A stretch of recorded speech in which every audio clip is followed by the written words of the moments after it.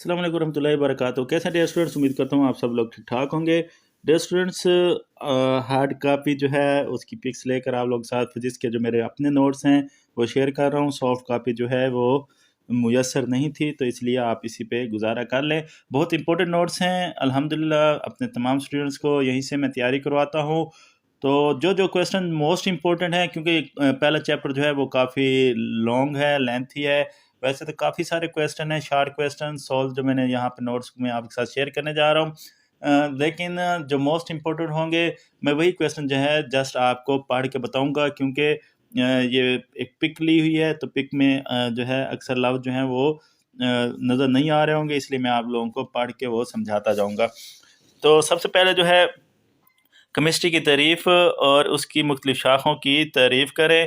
तो ये बहुत मतलब इम्पोर्टेंट क्वेश्चन है। शाख कोई ना कोई आ जाती है। केमिस्ट्री साइंस की वो शाख है जो मादे की तरकीब, साख्त, ख़वास और मादों के रिएक्शन के मुतालिक है। फिर केमिस्ट्री की शाखें हैं। फिज़िकल केमिस्ट्री, केमिस्ट्री की वो शाख जो मादे की तरकीब और इसके तिबी ख़वास के मबैन ताल्लुक़ और इन दोनों में होने वाली तब्दीलों का मुताला करती है। Organic chemistry, organic chemistry carbon और हाइड्रोजन के कोवलेंट कंपाउंड, हाइड्रोकार्बन और उनसे मखूज़ कंपाउंड के मुताले का नाम है। इनऑर्गेनिक केमिस्ट्री कायनात में मौजूद तमाम एलिमेंट्स और कंपाउंड्स के मुताले पर मुश्तमिल है, सिवाय कार्बन और हाइड्रोजन के। बायोकेमिस्ट्री, केमिस्ट्री की वो शाख है जिसमें हम जानदार अजसाम के अंदर पाए जाने वाले केमियाई मादों की साख, तरकीब और इनके केमियाई अमल का मुतारा करते हैं, बायोकेमिस्ट्री कहलाती है। फिर है इंडस्ट्रियल केमिस्ट्री, केमिस्ट्री की वो शाख जिसमें तजारती पैमाने पर कंपाउंड बनाने के तरीकों का मुताला किया जाता है, इंडस्ट्रियल केमिस्ट्री कहलाती है। न्यूक्लियर केमिस्ट्री, केमिस्ट्री की वो शाख जो रेडियो एक्टिविटी, न्यूक्लियर रिएक्शन और न्यूक्लियर ख़वास के मुताले से ताल्लुक़ रखती है, न्यूक्लियर केमिस्ट्री कहलाती है। एनवायरमेंटल केमिस्ट्री, केमिस्ट्री की वो शाख जिसमें हम माहौल के अज्जा और माहौल पर इंसानी सरगर्मियों के असरात का मुताला करते हैं। एनालिटिकल केमिस्ट्री, केमिस्ट्री की वो शाख जिसमें दिए गए केमियाई नमूने के अज्जा की अलहदगी, इनका तज्जिया और पहचान और शनाख्त की जाती है, एनालिटिकल केमिस्ट्री कहलाती है। फिर रोज़मर्रा ज़िंदगी में केमिस्ट्री की अहमियत क्वेश्चन जो है ये कभी कभी पेपर में आ जाता है, तो आप इसको यहाँ से देख कर तैयार जो है वो कर सकते हैं। तो पहला है मुख्तलिफ अद्वियात की तैयारी में केमिस्ट्री का अहम किरदार है। साबुन और डिटर्जेंट की तैयारी भी केमिस्ट्री की वजह से है। कागज़ और प्लास्टिक की तैयारी में केमिस्ट्री का अहम किरदार है। केमिस्ट्री हमारी सेहत और माहौल को बेहतर बनाने में अहम किरदार अदा करती है। कुदरती वसाइल की तलाश में केमिस्ट्री अहम किरदार अदा करती है। केमिस्ट्री कुदरती वसाइल को महफूज करने के अहम तरीके भी फराहम करती है। मादे की तारीफ़ करें, मादा हर उस चीज़ को कहते हैं जो मास रखती है और जगह घेरती है। क्वेश्चन नंबर 4 है इसका, केमियाई खसूसियात की तारीफ़ करें और मिसाल दें। तो इसका आंसर इस साइड पे है। केमियाई खसूसियात का इंसार किसी शय की तरकीब पर होता है। जब किसी शय में केमियाई तब्दीली वाक़ई होती है तो इसकी तरकीब में भी तब्दीली आ जाती है और एक नई शय तश्कील पाती है। तो आगे मिसाल दी है। मिसाल, पानी का इलेक्ट्रोलिसिस के दौरान अपने निज़ाम में तब्दील होने एक केमियाई तब्दीली है, क्योंकि इस अमल में हाइड्रोजन और ऑक्सीजन गैसेस पैदा होती हैं जो पानी के ज़ैद तरकीबी हैं। फिर तिब्बी और केमियाई खसूसियात में फ़र्क लिखें। तो ऐसे खसूसियात जो मादे की तिब्बी हालत से मुताल्लिक़ और तिब्बी खसूसियात कहलाती हैं। मसलन मादे की तिब्बी खसूसियात में रंग, बू, ज़ायका, सख्तपन और क्रिस्टल की शक्ल, सोलबिलिटी, मेल्टिंग और बॉइलिंग पॉइंट वगैरह शामिल हैं। और केमियाई खसूसियात अभी हम ऊपर तारीफ़ जो पढ़ी और मिसाल से वही देनी है। विलेंसी की तारीफ़ करें। विलेंसी से क्या मुराद है? इसका इंसार किस चीज़ पर होता है? विलेंसी एक एटम की दूसरे एटम के साथ मिलने की इस्तेदाद को विलेंसी कहते हैं। विलेंसी का इंसार एटम के आखिरी शेल में मौजूद इलेक्ट्रॉन्स की तादाद पर होता है। मसलन क्लोरीन, ऑक्सीजन, नाइट्रोजन और कार्बन की विलेंसीज बिलतरतीब 1, 2, 3 और 4 है। एलिमेंट की तारीफ़ करें। ये एक ऐसी शय है जो एक ही किस्म के एटम पर मुश्तमिल होते हैं जिनका एटॉमिक नंबर यकसा होता है और इसे कीमियाई तरीक़ों से ज़्यादातर शय में तब्दील नहीं किया जा सकता। कोई से दो अनासिक नाम लिखें जो गैसी हालत में पाया जाता है। Oxygen, nitrogen. दो एलिमेंट्स के नाम बताएं जो रूम टेम्परेचर पर माया हालत में पाए जाते हैं। ब्रोमीन और मरकरी। मिक्सचर के 5 ख़वास लिखें। मिक्सचर मुख्तलिफ अशिया के सादे मिलाप से बनता है। दूसरा, अज्जा को तबी तरीक़ों से जुदा किया जा सकता है। इसमें 2 या 2 से ज़्यादा अज्जा होते हैं। इसका केमियाई फार्मूला नहीं होता। इनकी तरकीब होमोजेनस और हेट्रोजेनस दोनों सूरतों में हो सकती है। मिक्सचर के बॉइलिंग पॉइंट वाज़ेह और मुतय्यन होते हैं। तो डियर स्टूडेंट्स, इसमें क्वेश्चन नंबर 8 और 9 इतने इम्पोर्टेंट नहीं हैं, बाकी क्वेश्चन जो थे वो इम्पोर्टेंट थे। नेक्स्ट पेज की जानिब हम मूव करते हैं।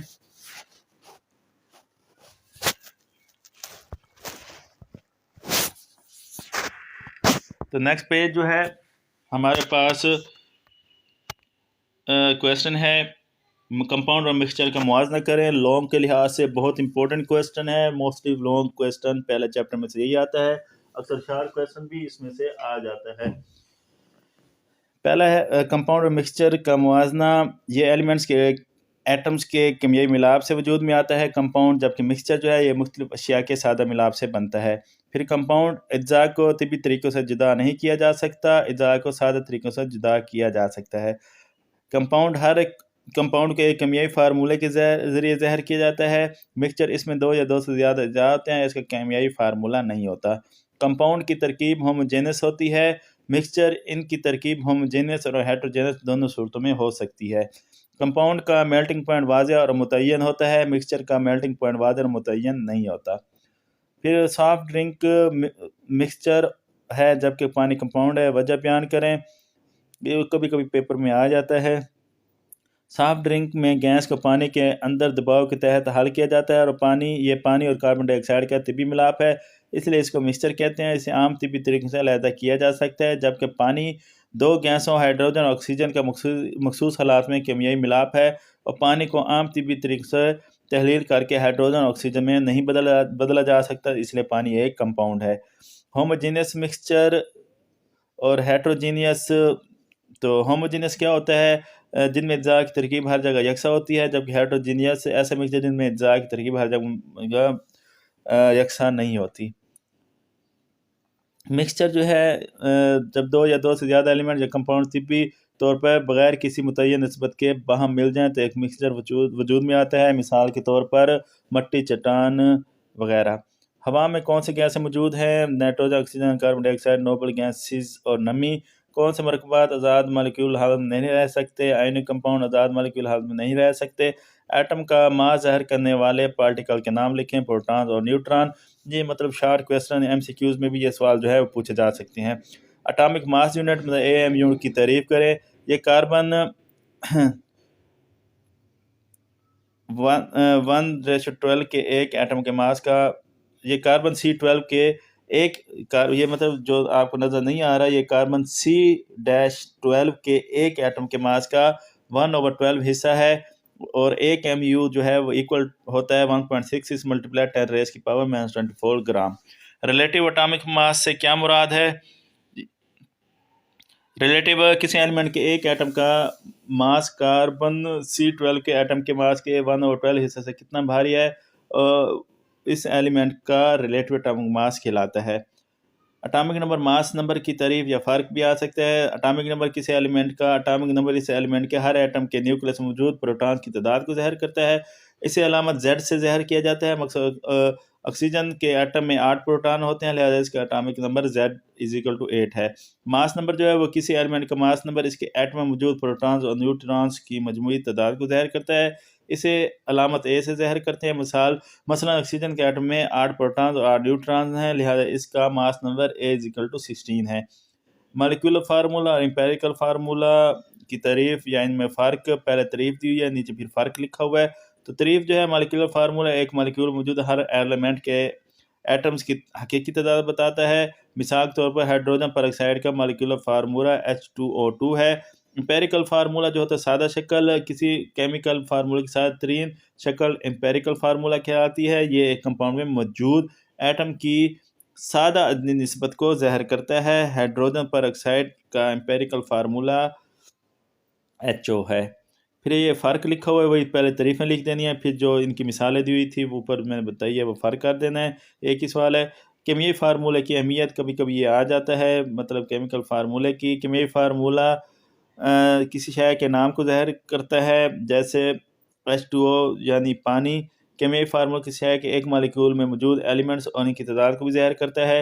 ये कंपाउंड के मास को AMU या ग्राम में ज़ाहिर करता है। हकीकत में केमियाई फार्मूला कंपाउंड का एक मालिक्यूल या इसका एक फार्मूला यूनिट ज़ाहिर करता है। ये एक मुतवाज़िन केमियाई मसवात में कंपाउंड के मालिक्यूल्स के मोल को ज़ाहिर करता है। फिर है केमिकल फार्मूला और ग्राम फार्मूले के दरमियान फ़र्क लिखें। केमिकल फार्मूला ऊपर आप डेफिनेशन पढ़ चुके थे।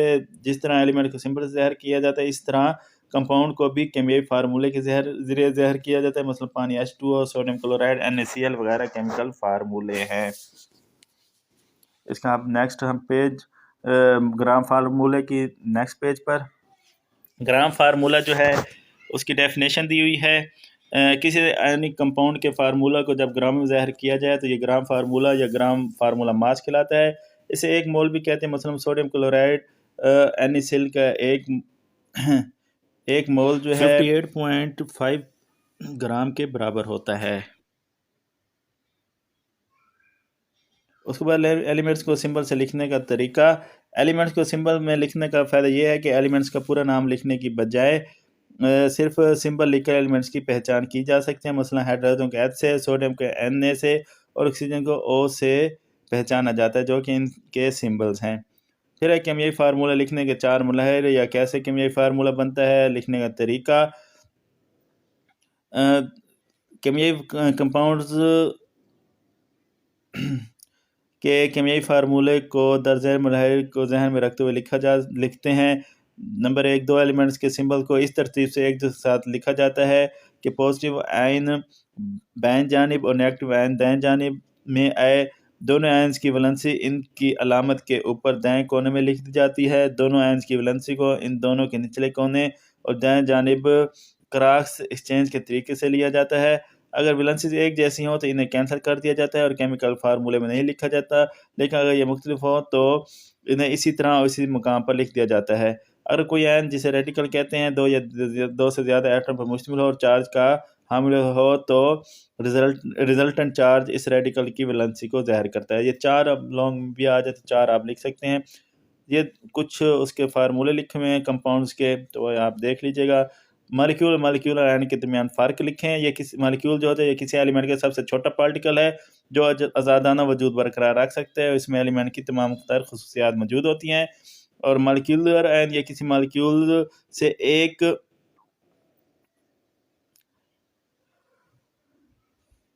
से ज़्यादा इलेक्ट्रॉन के अखराज या हुसूल से वजूद में आता है।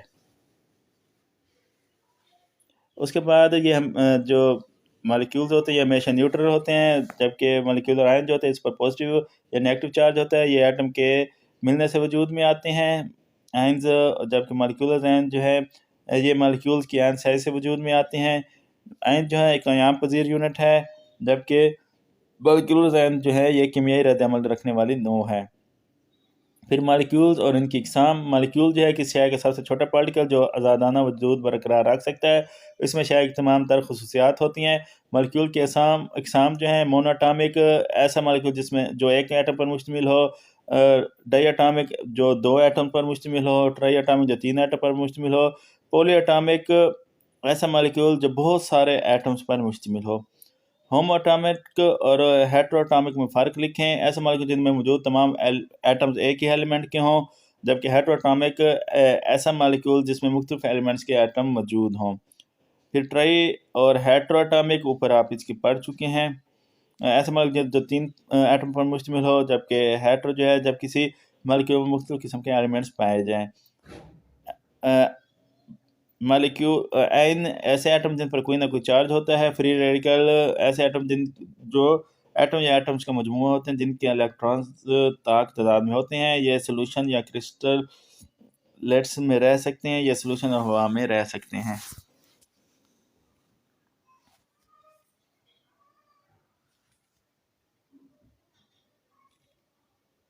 उसके बाद जो है रोशनी की मौजूदगी इनके बनने पर कोई असर नहीं रखती। ये रोशनी की मौजूदगी में बन सकते हैं। कैटायन्स क्या होते हैं? कैटायन इस वक्त बनते हैं जब किसी एटम के सबसे बैरूनी शल में से कुछ इलेक्ट्रॉन निकल जाएं।